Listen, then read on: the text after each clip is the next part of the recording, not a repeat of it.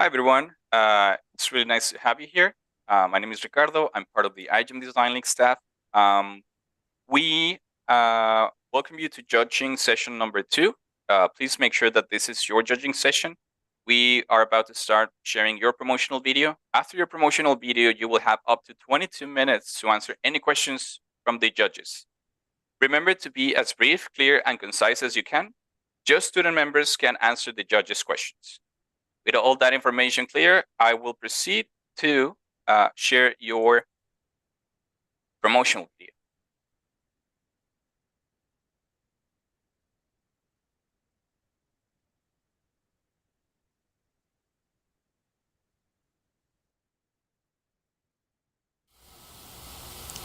¿Sabías que actualmente los antibióticos tienen menos efectos sobre las bacterias? Esta resistencia surge debido a cambios que se presentan en la estructura. Yes, this is in the video. No. Oh, 1 second. Yeah, thank you.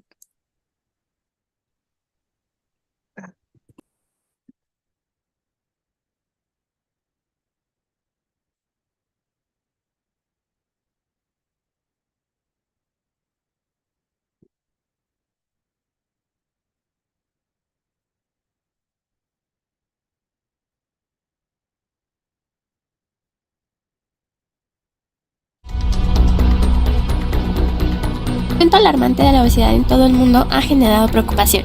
La Federación Mundial de Obesidad predice que el 51% del mundo tendrá obesidad o sobrepeso para 2035.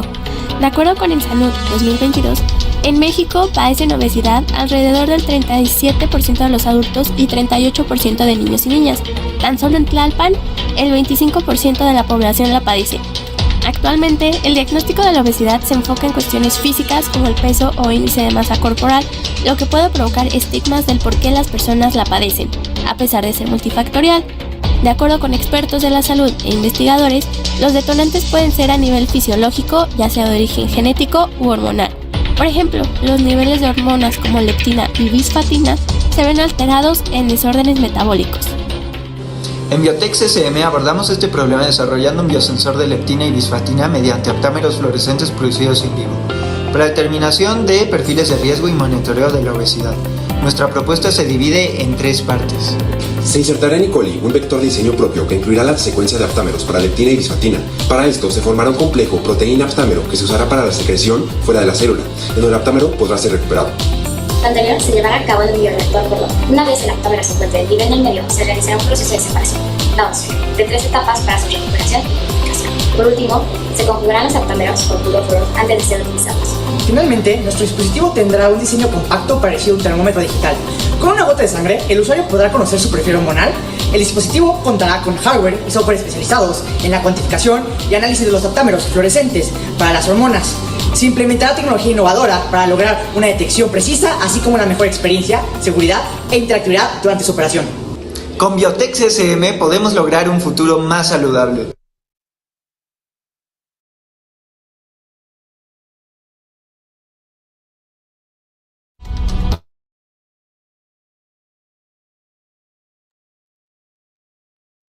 Perfect. We can now proceed to ask your questions, judges.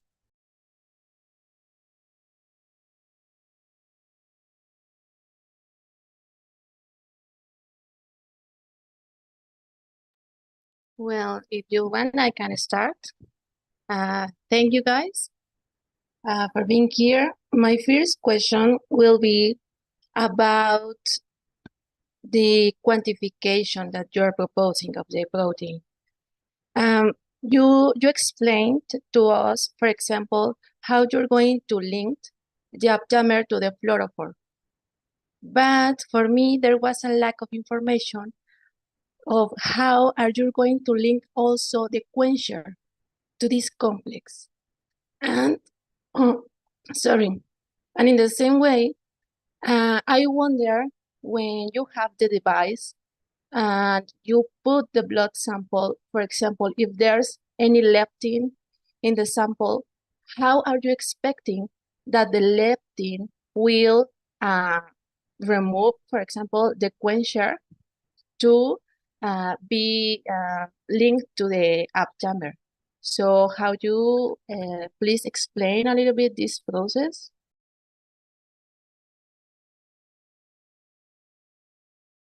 Okay, I can answer for the first part. Yeah, the fluorophore, it was a rough path because it's a way too commercial method to include this fluorophore into the aptamer. But we found this enzyme method base. So we have, for example, the GFP that is recognized by this enzyme and also recognize an extreme modifier of the aptamer and with amino modification and put them together. It is kinda complicated, but it's the more efficient that we found because there are other methods like copper, but are not totally fine. But the quencher part, it's using a complementary cDNA linked to the quencher. So with 3-4 nucleotides similar to the aptamer, it can be bond wherever we want to. So it can interact correctly with the fluorophore. So in that case, I mean, you're saying that cDNA will be complementary to the aptamer sequence? Yeah, this short, it will be have the quencher, so that can be all be bound together. Okay, and well, for example, you don't have a propose of the sequence of the cDNA? For that, we need to understand in wet lab where exactly it needs to be bound because we need the fluorophore and the quencher be together, but don't interact with the section that bonds with the target molecule. So to know exactly where are going to be complementary, we need that experimentation. Okay, thank you. And for the second part, how the leptin will replace or will split this complex? So how we're going to recognize and the leptin is going to interact. Basically, the last part, like the last outcome of the project mainly is like a molecular aptamer beacon. Mainly what we're playing with is the quencher and the fluorophore being like inhibited. And in theory, you could always argue that the leptin is not going to like change the geometrical form and it's not going to tell us the concentration. But for that to be sure of that, right now it's in that design. So the next step for that will be like to test and make like the correlations and see the interaction between the leptin and the molecular aptamer beacon that we constructed, right? To see that the interaction itself causes like to create enough distance between the quencher and fluorophore to see, for example, the quantification of the target biomolecule, right? So that will solve the question mainly, I think, or I don't know. Okay, thank you.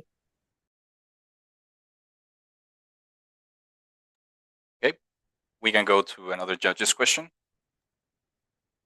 Please. I can go for another question. Thanks for the all the work that you've done. I was wondering, in the genetic circuit that you designed, you use an inducible promoter.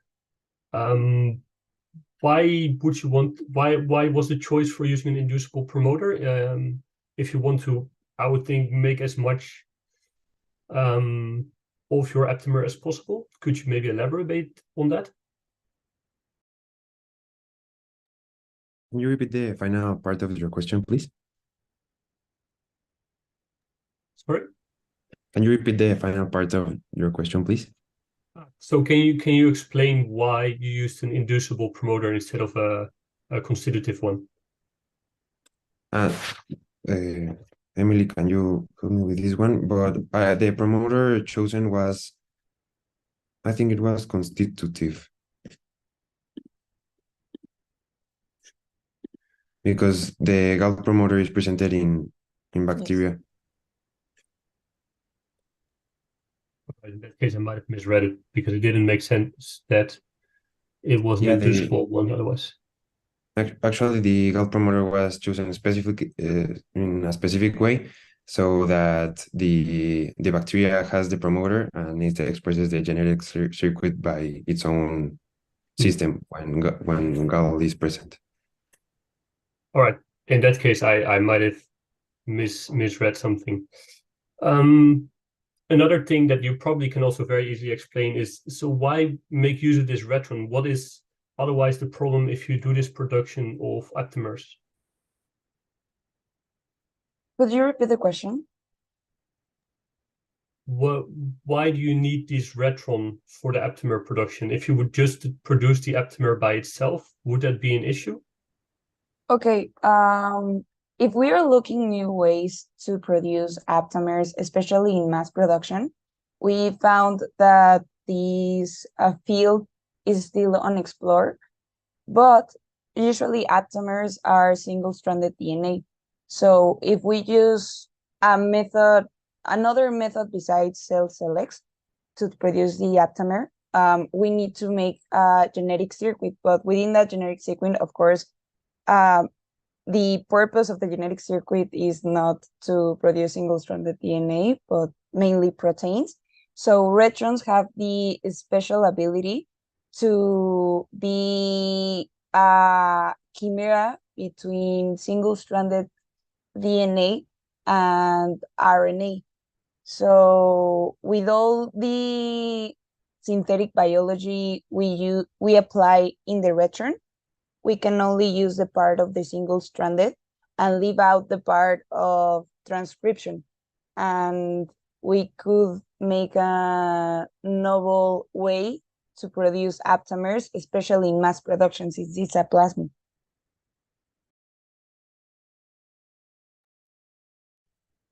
I have more questions, but I'll let somebody else go first. Hi, so my question is more human practices related. In some parts of your work, you mentioned that giving early diagnosis and monitoring of obesity could make it like a short-term motivation for the patient. Do you think your data would be able to impact in any other way?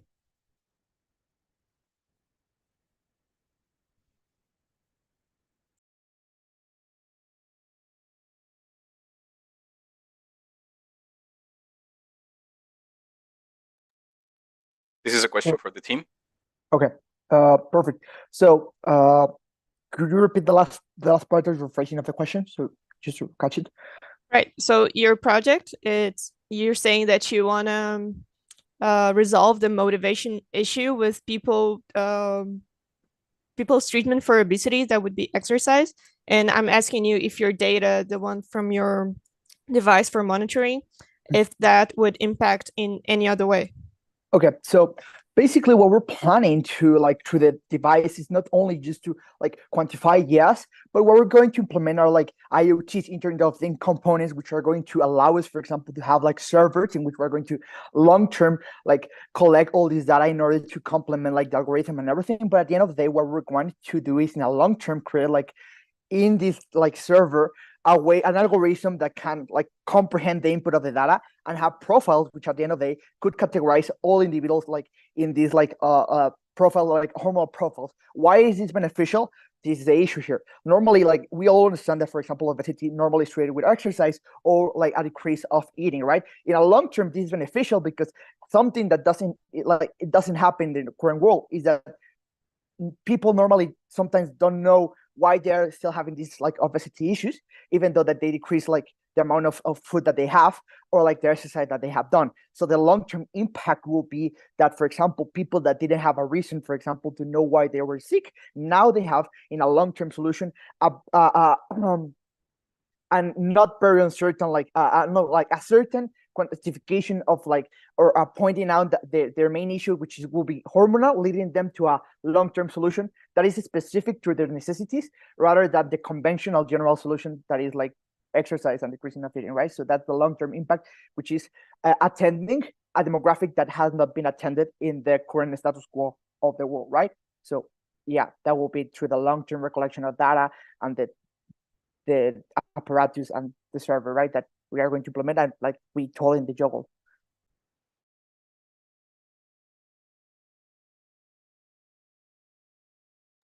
Yes, thank you. If you could answer one more question, do you think this data could also help in any public health policy? Yes, for sure. Argumentatively, the issue here is that like it's not an issue. Mainly, is like a point here is that our plan is to, in a short term, create like supervised trainings of the algorithm through like the machine learning and like AI and all this algorithm like through machine learning, right? In which it can be self like sustainable, this algorithm, and it can recollect and observe patterns. So at the end of the day, what we're going to create is a public database, like in a sense of like a public database that could not public itself, but I mean like that could make public correlations in order to like be ensured that the correlation that we're making of the concentration of the leptin and bifastin are like sure, right? And they're like following a rightful principle, right? That could lead, for example, to further more like creation of policies that could target only like these dysregulation of hormones as a problematic for the problem of obesity, right? And we can be for sure like attending that necessity that currently is not being attended. So Yes, and well, adding to what Manu just have said, we one of the main goals of our project is to try to reach the most people that we can. So we are one of the ideas that we have since the very beginning of our project is to make our product more reachable for people. So trying to go to this governmental part is a achievable goal that we are with the feedback that we are going to be given in the future. And thanks to you, judges, we are going to achieve that goal. Thank you. I want to go with one more question for Please the go ahead. team. You're saying, and in this line, that you want to get to the to more people that you can. You're saying that your proposal is going to be low cost, but I didn't see any cost structure in all the information. And I mean, you are proposing to develop the essay, the software, and also an special equipment. So, I mean, do you have any idea on how much will an essay will cost? Okay, well, in the entrepreneurship part of our project, we have said that there are some way that we are trying to obtain this money so we can regulate the prices. One of them is having one of the raffles that we have done during the season, and sponsorship that we are trying to get for the next season. And well, even though we haven't had this estimation price for our product,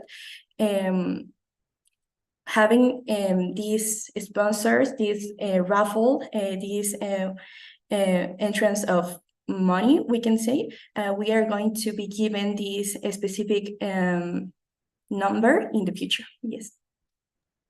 Thank you. in addition, just to complement that, for example, the apparatus right now, we like the idea here that we didn't include like the components cost is that, for example, it can be still optimized because it's a rough draft of what could be done, right? With the thing that we have, they are costly, yes, but it can, because we realize that there's a certain thing that we don't utilize very much, or like in fact could be optimized for cheaper components, but we have to first test with in further steps like next season with experiments to optimize the device and everything in the trials. That's why we don't have right now the cost of itself, because it can be further optimized and decrease the cost of it, leading to cheaper solutions, right? So.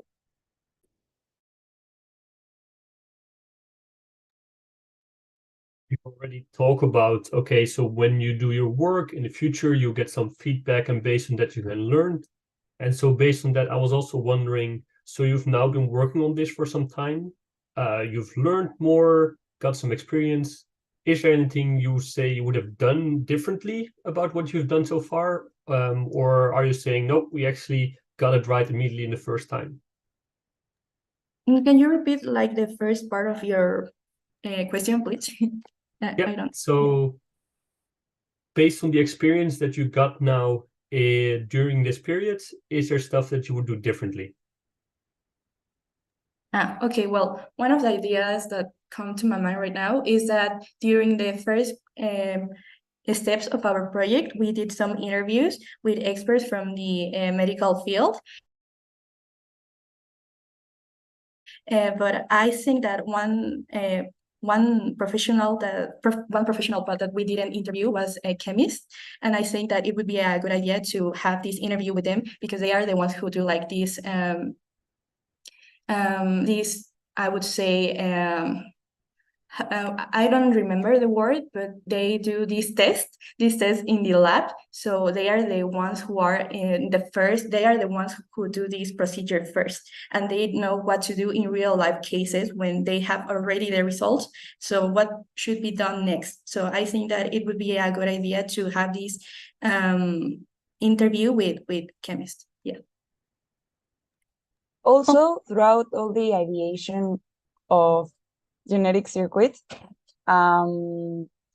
since we're using retrons and retrons are not a very known field within the genomics studies, most of our advisors had to research with us about retrons. So I feel like for further steps is to find someone and maybe expand our knowledge about retrons a little bit more, since most of these studies don't actually know the mechanism by how are they supposed to function within the immune system of a bacteria. So of course our further steps are to experiment all that we can have time for, because this is such a new unexplored area. Also, Maybe said. we have, we had one interview and they gave us some comments about the hormones we use, about leptin and bisphotine, and they told us that it will be more relevant for the diagnosis of obesity to use leptin and adiponectin. So I think that would be one of our changes. Also, as Emily said, I think that all this, we know that this competition is about design, but the next step, the short-term next steps are put in practice the protocols that we research, the things that we want to explore. For example, in mathematical model, we know that the mathematical model needs that data, and was very difficult to us to gain data from papers, from other investigations. I think that is necessary to we have our own data of our own experiments of our own aptamers to have a more certain approach of reality of our mathematical models.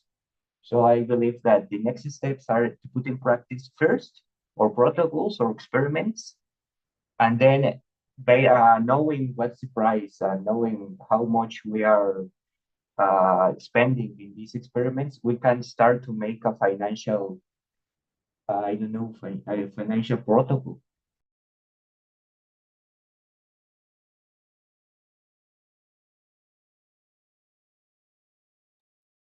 I think, Louisa, for you, the last question. We have 1 more minute.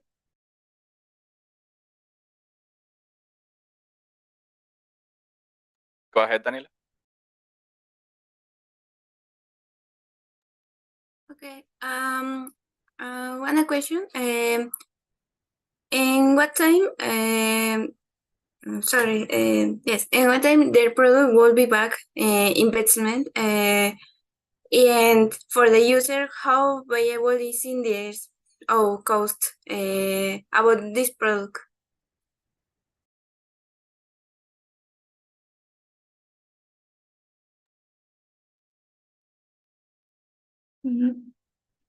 Do you mean in what time period are we going to achieve our goal? Or sorry, I didn't catch the last thing that you said. Unfortunately, we have just run out of time. So we will thank the team and the judges for the time. This first session has concluded. We will now ask the team to exit the room, and we will have a 5-minute break before the other team arrives. So thank you, teams. Thank you, judges. Thank you. Thank you. Congratulations. Thank you. Thank you. Have a great day. Thank you. Thanks.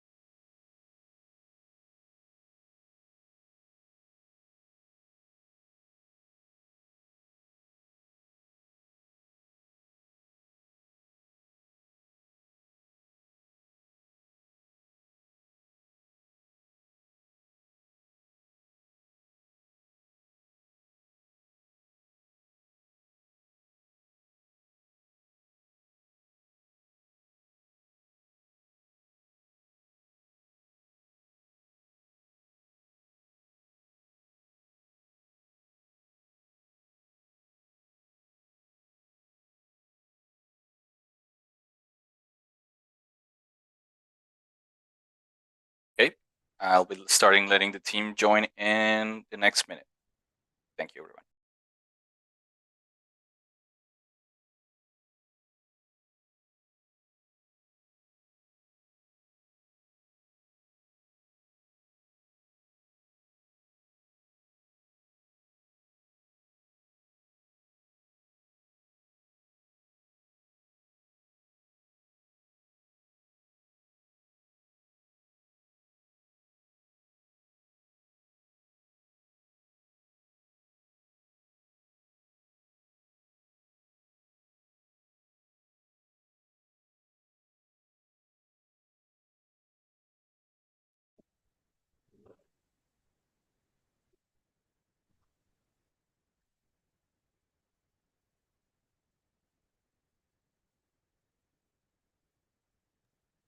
Perfect. Welcome to session number 2. We're welcoming IGEM Tech Monterrey. And we will now start the session by presenting the team's promotional video.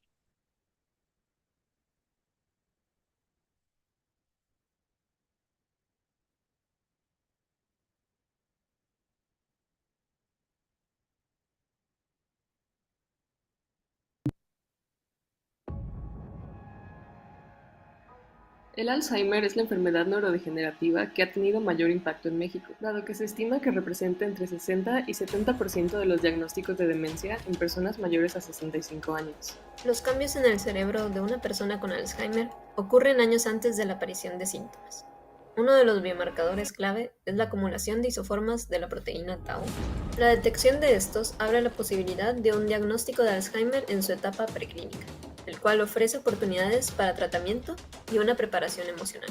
Por esta razón, desarrollamos ADA, una herramienta de detección temprana de Alzheimer que se basa en el uso de aptámeros para detectar las proteínas involucradas. Por lo general, los aptámeros son obtenidos mediante un proceso llamado CELEX, el cual consiste de varias rondas. Primero, expone una biblioteca de secuencias variadas al objetivo al que se desea el anclaje. Después, se recolectan aquellos que mejor se lograron unir y finalmente se exponencian para una nueva ronda. Una de las principales desventajas del método CELEX es la gran cantidad de secuencias que se necesitan crear, lo cual implica un costo elevado y un largo tiempo. Con el objetivo de disminuir considerablemente el tamaño inicial de la biblioteca, se busca utilizar un modelo de redes neuronales para obtener secuencias semilla más viables y así poder disminuir la cantidad de rondas necesarias para alcanzar la afinidad deseada. En nuestro modelo de detección se toma una muestra de sangre del paciente. La unión del aptámero con la proteína resultará en una señal fluorescente que se mide con un fluorómetro. Estos son equipos analíticos accesibles y que se pueden encontrar en muchos laboratorios. De esta manera, llevaremos métodos de detección accesibles, económicos y rápidos a personas que los necesitan.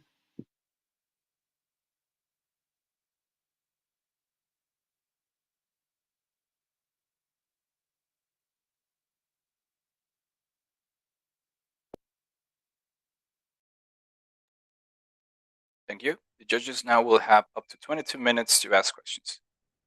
Please go ahead.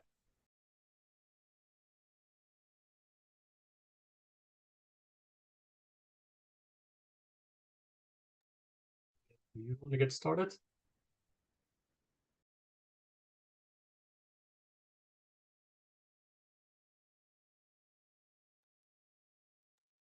Please go ahead. Well, I have a question. Team, nice to meet you. My question is regarding the reaction that you are proposing, where the protein is going to be, where is going to bind the aptamer. And you are using in the steps a small RNA. So, and that small RNA, you're saying that if there's no protein present, it's going to bind the aptamer. Is that right? So I wonder, do you know how are you going to design this small RNA? Because I wonder if the aptamer, the aptamer is not the nucleotide, not only the nucleotide sequence, but it already has a 3D structure.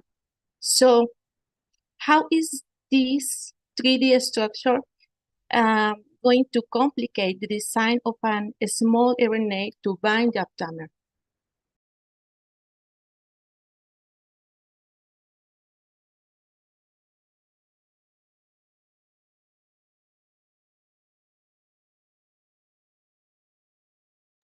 This is a question for the team.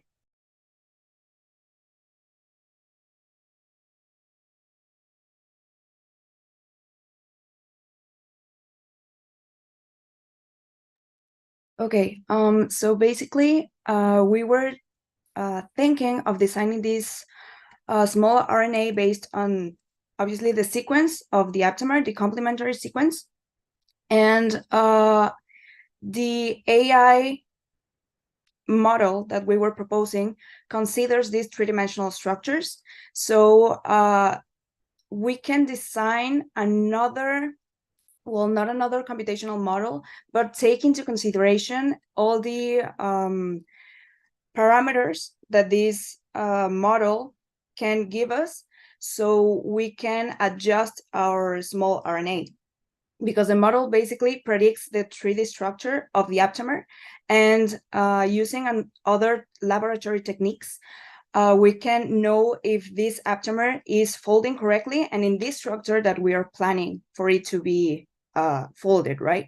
So the other sRNA design can be optimized using this, not the same model, but using these characteristics that the model that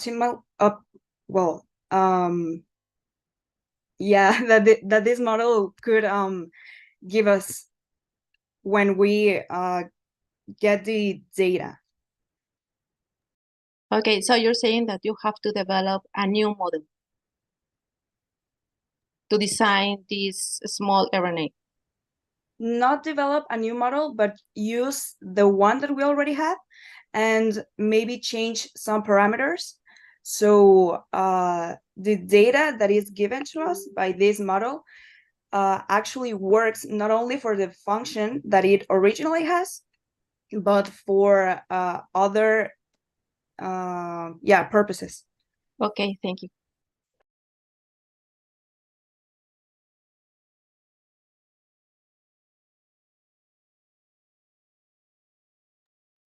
I can go for the next question. You use the differential scanning calorimetry, where you're looking at the unfolding of the RNA. What do you want to find out with this method? And then what will you do with this information from this test?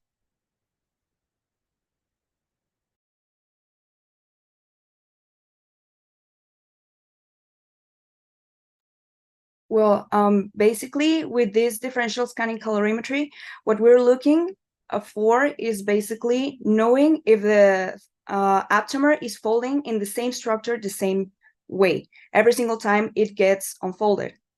Because through the process of purification, obviously this aptamer will be unfolding. But if we are taking the time to design a model that designs the 3D structure that is optimal for the binding with the protein, we want to make sure this aptamer will always be folding the same way. So basically with this technique, we can know at which temperature the aptamer is unfolding and then refolding. And ideally, the signal will always be the same. So if it's not this way, then we can make some changes in the computational model. So we can try again in the lab and get this ideal signal. So we know the aptamer is in the 3D structure we actually want, and we have the data that show us that it actually works.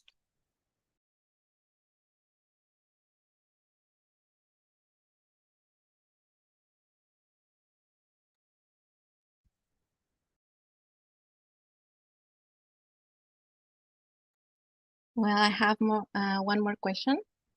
You mentioned a safety concern regarding the algorithm.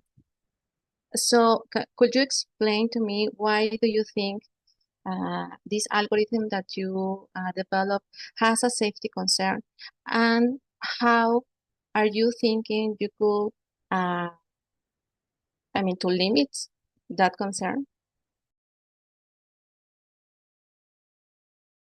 I think we can limit the potential harm of the algorithm with what is called model alignment.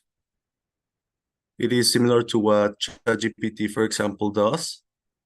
Then when you ask, for example, a potentially harmful question, it just refuses to answer. It's still way down the road in development, but it is something that we have in mind, that it could potentially detect when you're asking it something that it shouldn't be answering.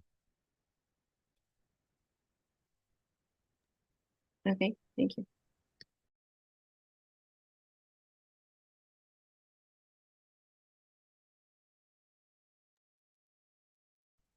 Right, Questions? so Oh, sorry. No, Luisa, go. yeah. So about the social implications of having an early diagnosis, you mentioned that it could have an emotional impact, and that would be the case for healthcare professionals to jump in and give support. But in your project, do you see your team acting on this part as well?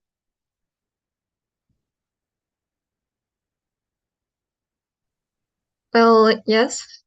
We mentioned that in order to use our blood analysis, which is ADA, we need to work together with healthcare providers. And then they will have like this responsibility to know with the patient, is they going to give the results or not? Because that is more about the healthcare provider than the proposal itself, the technical part of it.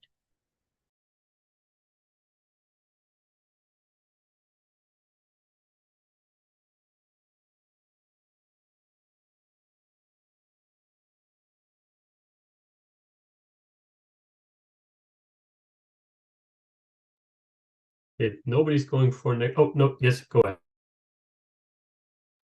Go, Max.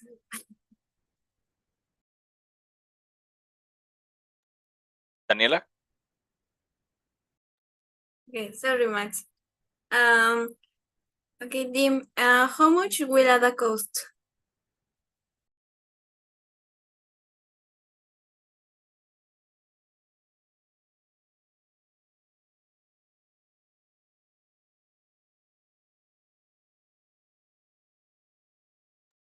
Excuse me, can you repeat the question, please?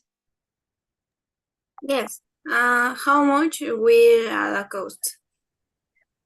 Oh, well, it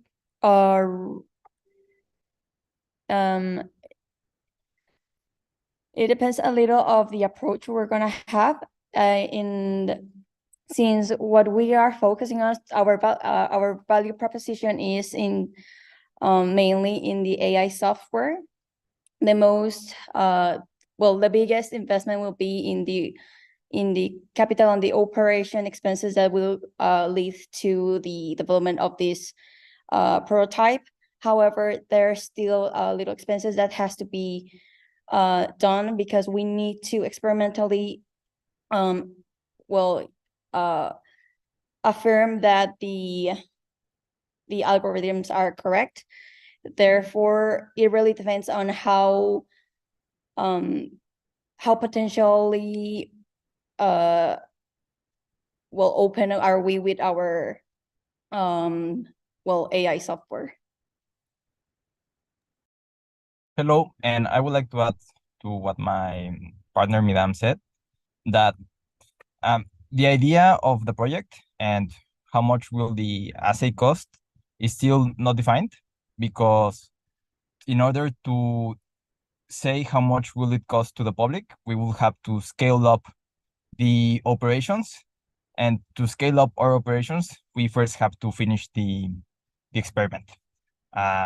But the idea of the project is that it will be more accessible than the current tests available to diagnose Alzheimer, such as the CSF, which is with the cerebrospinal fluid, which cost around $1,000. So the aim of the project is to be below that target price.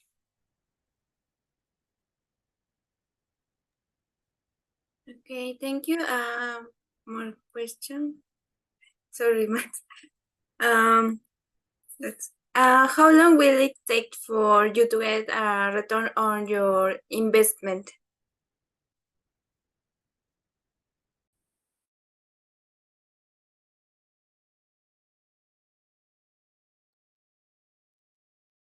We still haven't made the projections to know into how much time we will get a return of the investment. We will, since this is like a very ambitious project that can help a lot of people around the world, we think the way to go is through venture capital, which takes a very, very long time to get a return of the investment, such as companies like Facebook and Amazon that took years, like 5 to 10 years, to make a profit, right? So we are aiming to go through that way. And following with the technology readiness levels, we are still in the first one, which is the basic principles observed and reported, which is like the theoretical part. So it will depend on the results we're gonna be having in the second stage, which is the experimental results.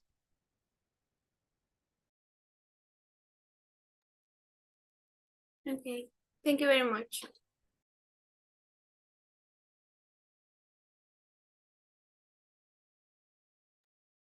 What I was going to ask is also more entrepreneurial stuff. So if Paulina or Luis, if one of you has more sort of direct technical thing, you can go ahead first. And then if there's time left, I can go with more entrepreneurial. Right. In the beginning of your project, you mentioned some biomarkers for Alzheimer's disease. And the one that really caught my attention was the, I think, NFL one that was detected 16 years prior to the development of the symptoms. So why didn't you go for that one instead of the tau and amyloid beta? Basically, when doing research, we found in papers that actually the p-tau 217 and beta amyloid are more, they can actually be quantified in blood with more precision. And right, NFL has this advantage of being able to be detected this many years prior to the development of symptoms. Nonetheless, this precision is significantly lower in blood because the studies made with this biomarker are in cerebrospinal fluid, which is something that is more difficult to get in a practical stage of the project. So we decided to go for these other biomarkers that are highly precise, and there's lots of information about their quantification when aiming to develop something for early Alzheimer diagnosis. Adding to what Ana Valeria said, the idea in the social implications of the project is to have first the blood analysis that will develop. And then if the patient will want to have a more detailed result, then they can opt to use an analysis of cerebrospinal fluid. And then it could actually provide the information from the NFL biomarker.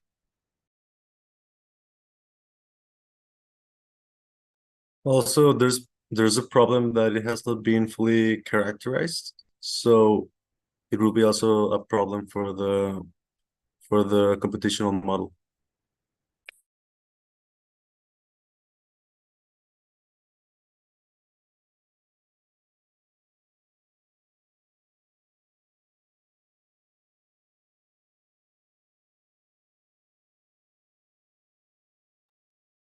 Max, did you have one more question?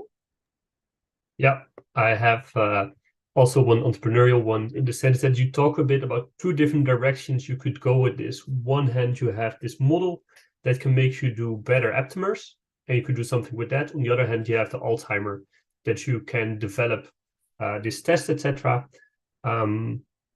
If you look at these two cases, and especially, for instance, the Alzheimer one's the one you look more at, you make a small change in the beginning where you, instead of selecting from the SELEX library, you optimize that based on the total cost of how this whole project of getting towards the market cost.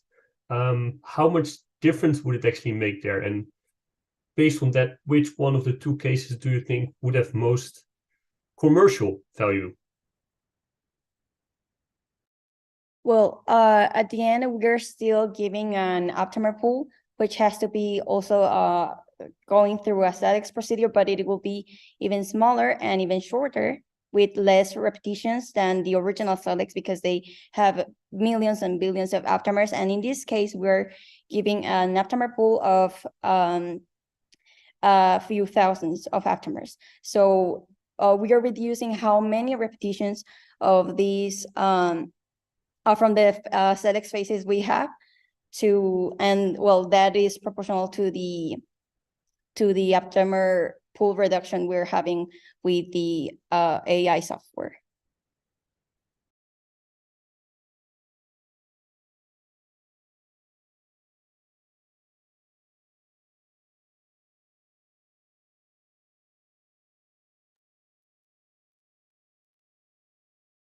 One other thing is you mentioned already some things about safety in the website, but could you elaborate a bit more with, like, okay, so in this project, how would you take care of the different safety aspects?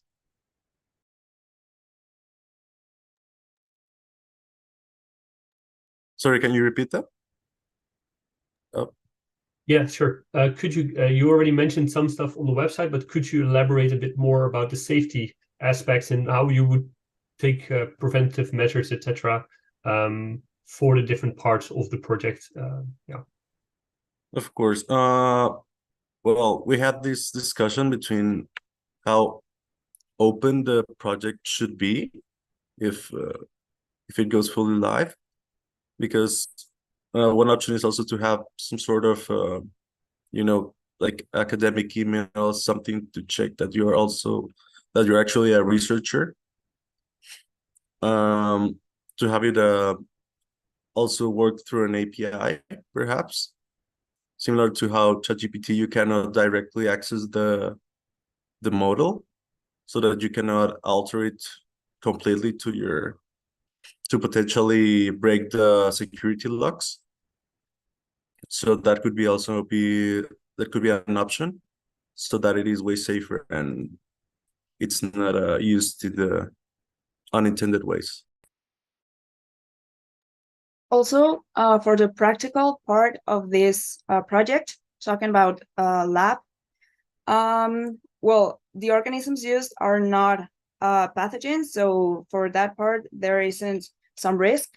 And also, after we sent the safety form and everything, we reached out to the safety committee. We hadn't had a response, but we have been developing throughout this few months some connection with this safety committee. So for next year's, we can have this solid base regarding all these future projects, so we can actually have like a document that actually validates the safety of everything we're proposing to do in the lab, and that it is not dangerous either for people who are actually performing the experiment and for those who are taking care of the residues and, well, everything that has to do with this practical part.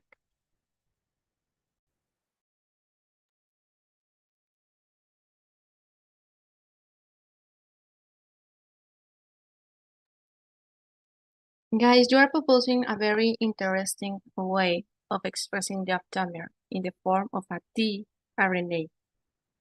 And you mentioned, I mean, all your strategy. I wonder if you run this structure in a bioinformatic tool to see if the tRNA structure that you are expecting is actually a possible result.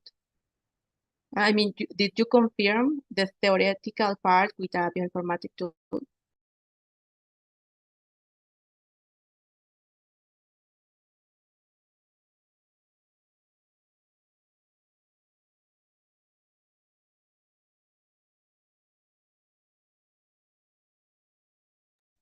Well, we didn't run it through a bioinformatics software.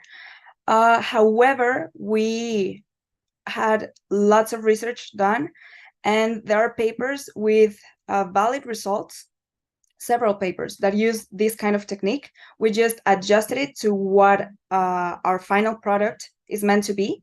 So the next step for this project would be to actually perform it in the lab and see how this structure changes from what is reported in papers.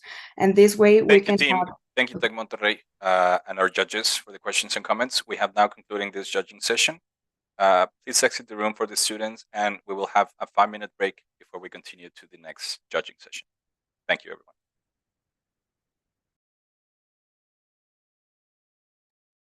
Thank you.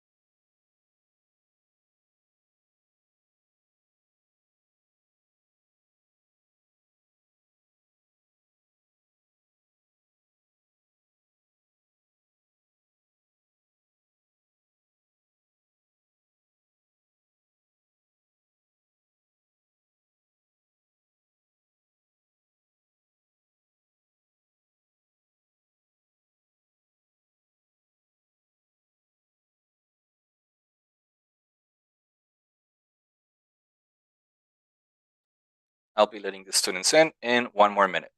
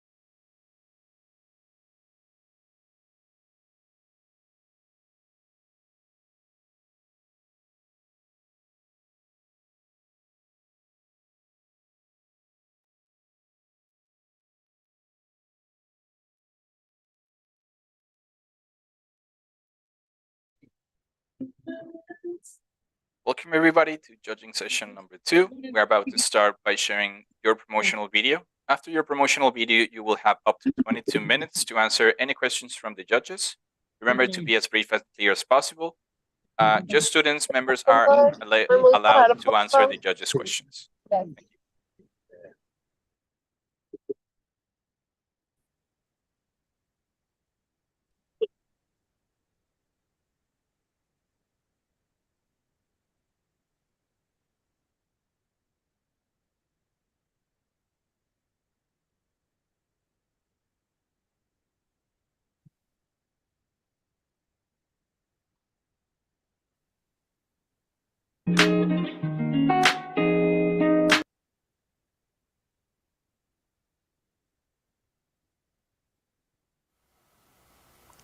¿Sabías que actualmente los antibióticos tienen menos efectos sobre las bacterias? Esta resistencia surge debido a cambios que se presentan en la estructura de las bacterias que les permiten combatir los antibióticos actuales. Este problema viene presentándose desde hace muchos años. Pseudomonas aeruginosa es una bacteria que presenta resistencia a una gran variedad de antibióticos, además de encontrarse en diferentes lugares. En zonas hospitalarias son de gran importancia, ya que estas pueden causar una amplia variedad de infecciones en humanos.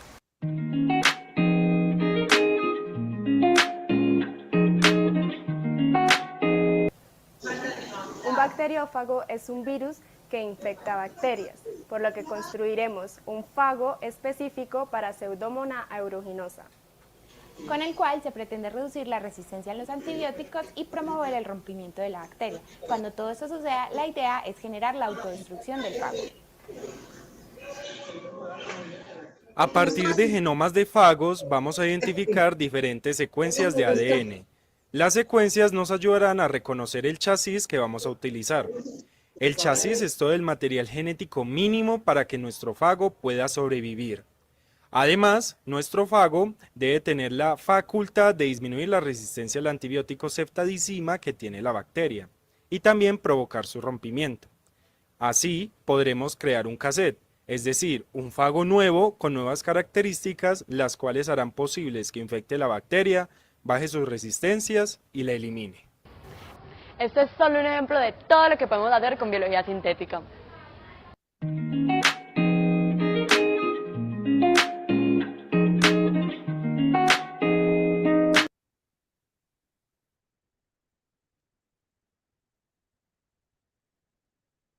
Thank you. We can now start with the judges' questions. Feel free to raise your hand so we can let you go ahead. Thanks.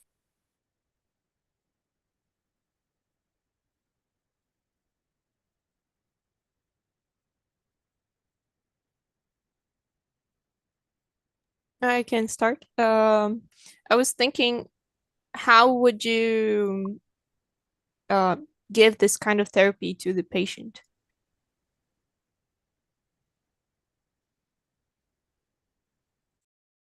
Okay, so answering a little bit that question, we are not planning to use it in the patient. We are planning to use it as a disinfection solution for surface.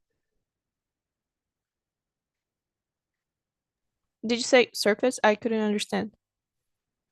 Yes, for surface.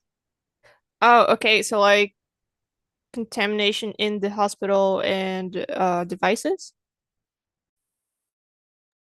Yeah, because one of the most common ways to get infected by Pseudomonas aeruginosa is to acquire a nosocomial infection. So we want to avoid those infections, and in that way, we are going to reduce the number of infections. For example, when you get an IV, you have a risk of getting the Pseudomonas infection.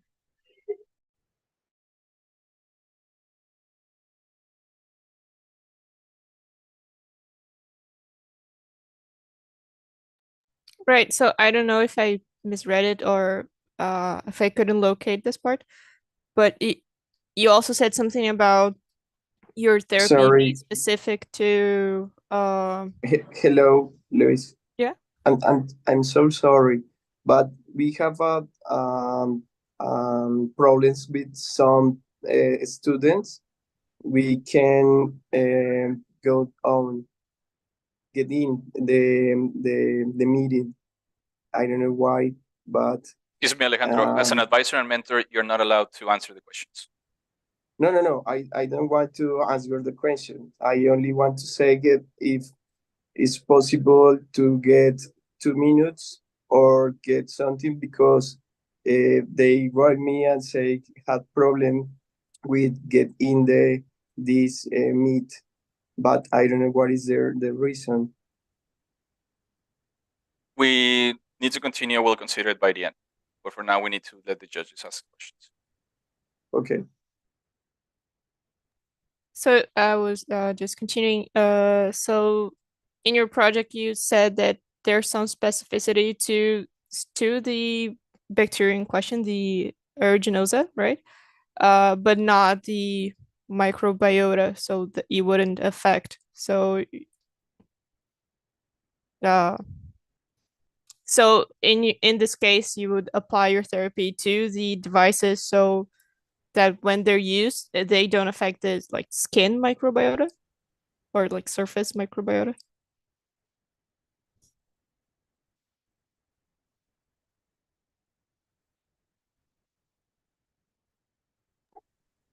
Yeah, so there is also a very good question. We don't want the bacteria, I mean the phage, to go to infect other bacteria that are not for target. That is why we aim to have some specificity of the phage. Indeed, the fact that we selected was PKC because it's specific for Pseudomonas.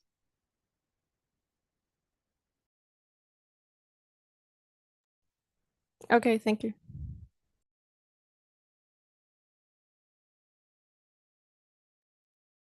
Hello, team. Thank you very much for all your project. My question will be, how do you visualize that is going to be your product? I mean, the product that the hospitals can use, because in your information, you only mentioned or you told us about the vector. But do you have any idea on how the final product will be and the steps, I mean, very general, the steps that you have to make from the vector to obtain that product?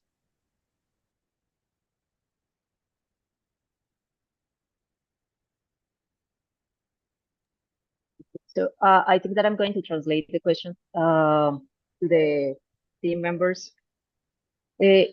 Ella está preguntándonos que la parte como de la planeación, de cómo vamos a integrar ese pago ya una vez lo tengamos en el producto, como lo hicimos. I mean, if you want, I can ask also in Spanish for the rest of the team.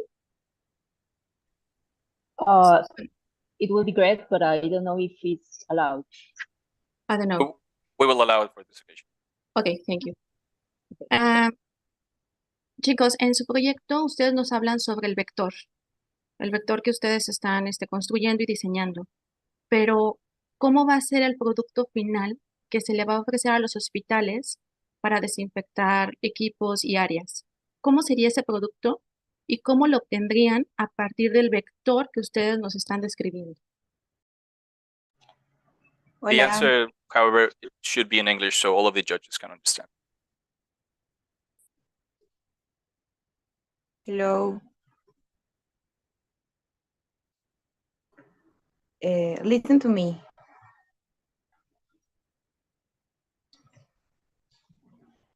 Te escucha como entrecortado.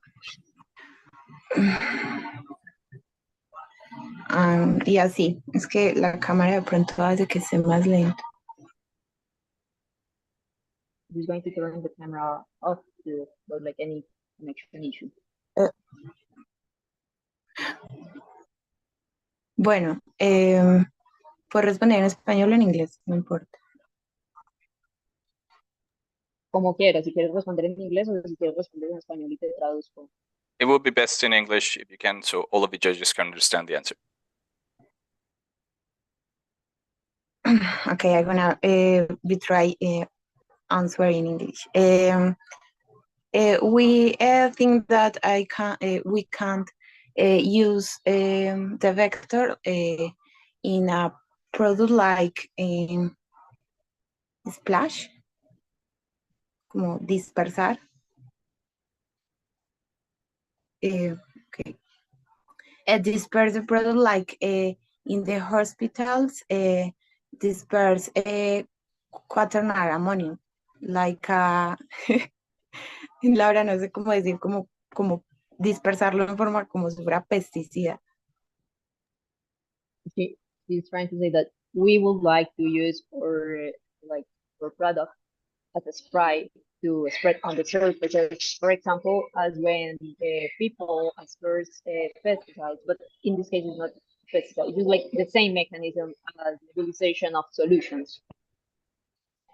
Yes, because the idea is evaluate the infection, the infection of the virus for evaluate when concentration of virus we need for disperse in the place in the hospital. This is one option, disperse the product. Other option that we have in mind is like a gel, antibacterial gel, when the patients can use and disinfect their hands. Is the other option for the product. Okay, so you are saying that either the spray or the gel is going to have only the vector?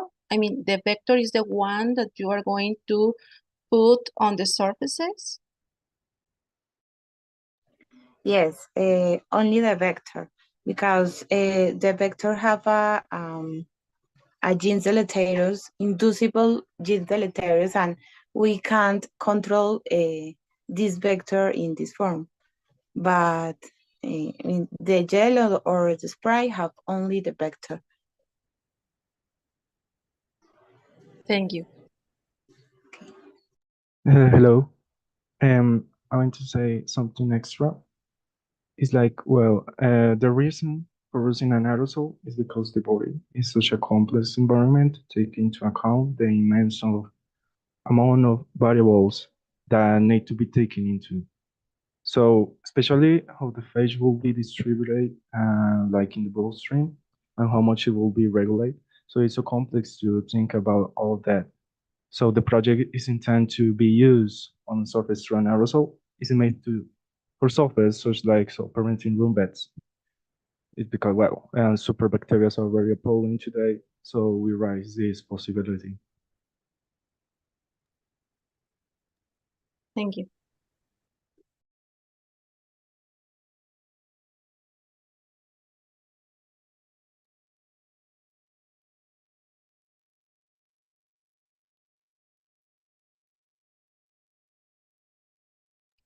Diana, if you are talking, we cannot hear you.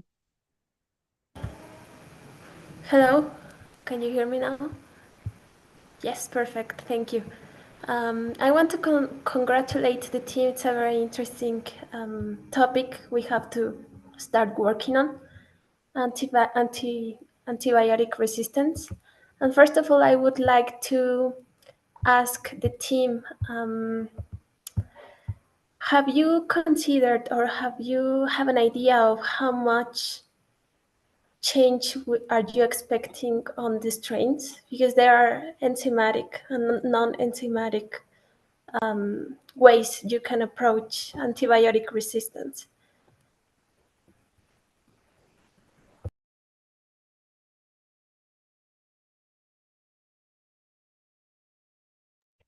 Okay, so that's true. There are several ways that a bacteria can use for getting resistance to an antibiotic.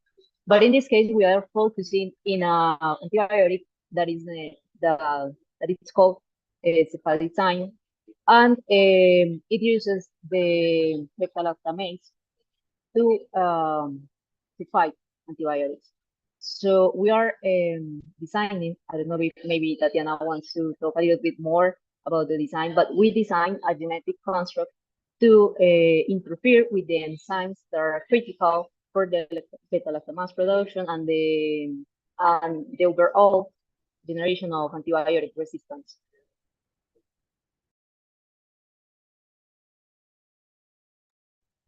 Tati, si nos quieres contar un poquito más del constructo para la resistencia a antibióticos.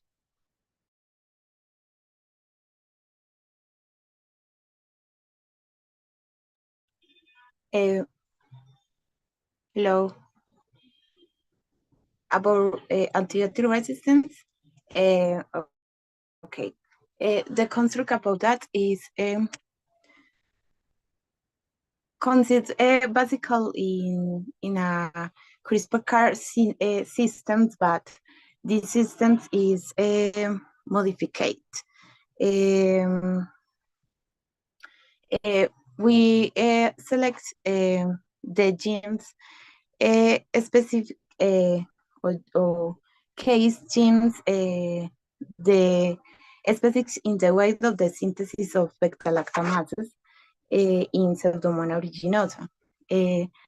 And we have this information, we thus establish a generated circuit based on the PN-Cas PA big system. When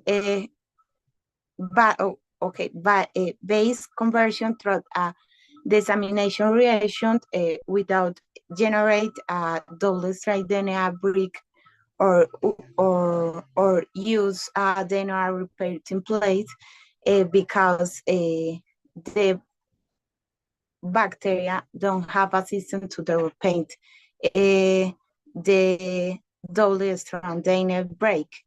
So this system is composed of a defective Cas9 death and a desaminase fused to this Cas9 protein. With this system, we assure that the converts to the cytosines to thymidine and generate an premature stop codon. In this form, we can't silence these genes and generate disrupt this resistance in the bacteria.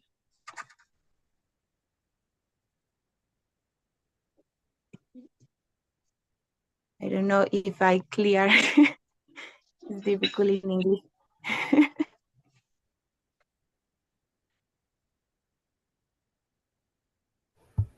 Thank you. You did it perfect.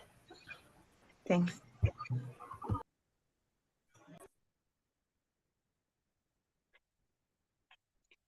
I think I also have a question.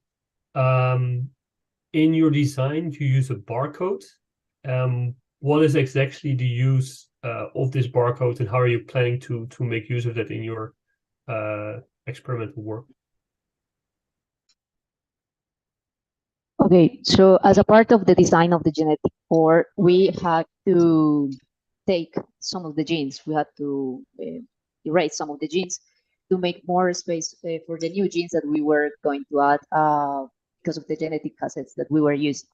So we used a design which was created by Joan and et al. in a paper which is called Genome Scale Top-Down Strategies to Generate Viable Genome Reduced Fast.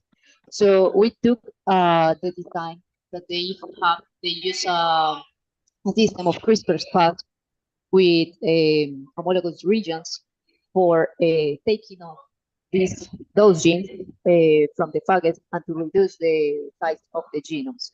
So the barcode is essentially like its name says, it's like a mark that allows us to see that the cassette is there. It's like the sequence that will allow us to detect that the barcode, like the plasmid that we use to take those genes off, are there.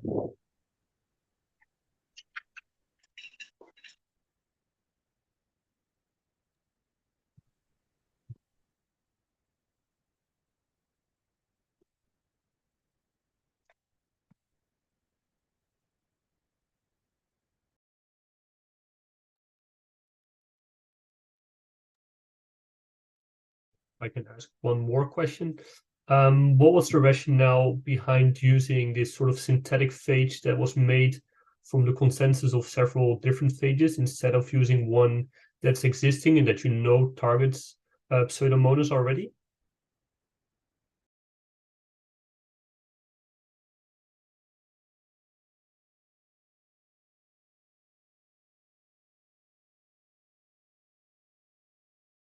You can repeat the question, please? Sorry, I'm not listening good. Sure, no problem.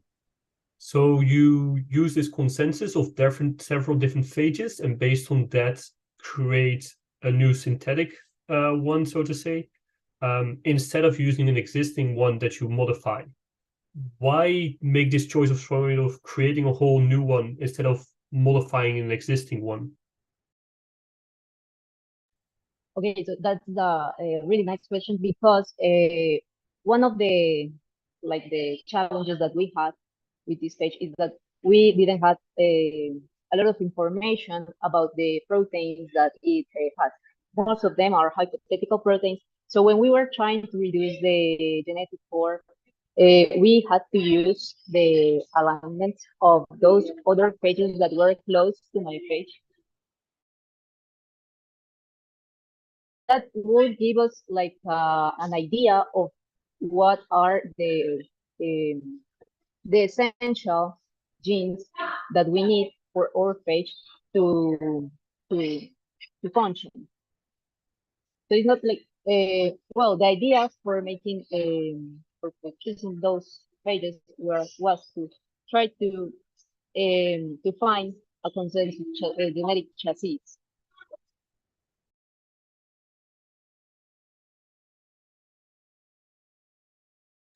Hello.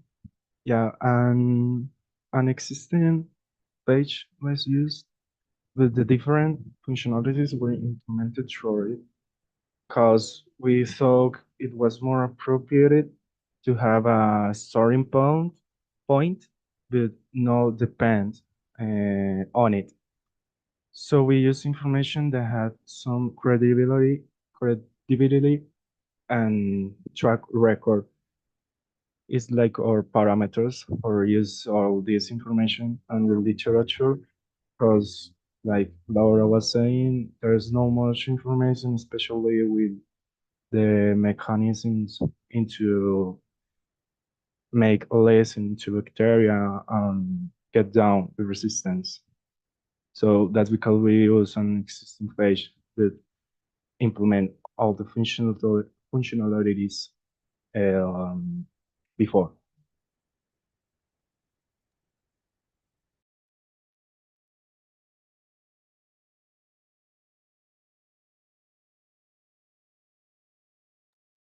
One final question. You mentioned that your product has to be in contact with the surface 12 minutes before you apply the UV light. How did you get to that specific time, 12 minutes?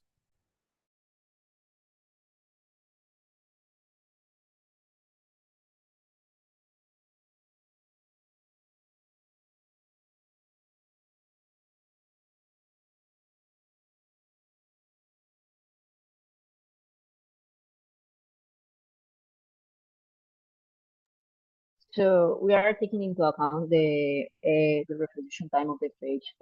Well, the estimated resolution time of the page, and also the resolution time of the bacteria.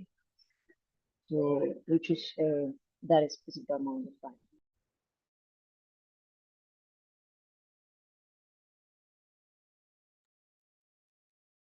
We'll have room for one more question. Can you highlight the major modifications to your project after you got input from stakeholders and other professionals?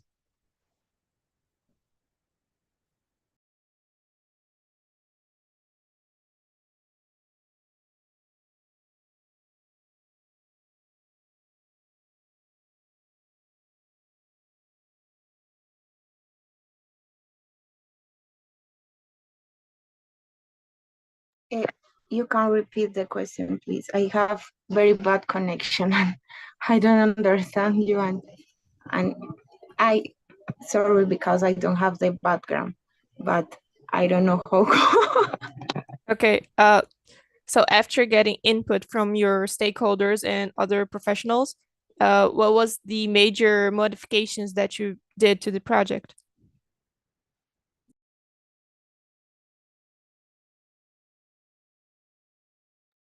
I think the Okay, so we most. receive a lot of. Oh, No, sorry. Go Go ahead. Oh, okay. No, Okay. just on a comment. I think the major modification was the objective of the project, because at the first time we want to make like a vacuum, yeah, even a vacuum, but obviously it's not so difficult to do. So the major modification was the objective of the first time, the trajectory that we need to take it to.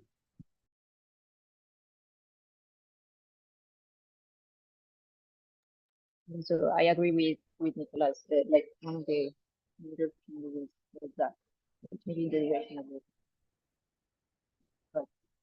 Thank you, team. We have now concluded this judging session. I also wanted to thank the judges for their comments and questions, and you can now exit the room, team. Thank you.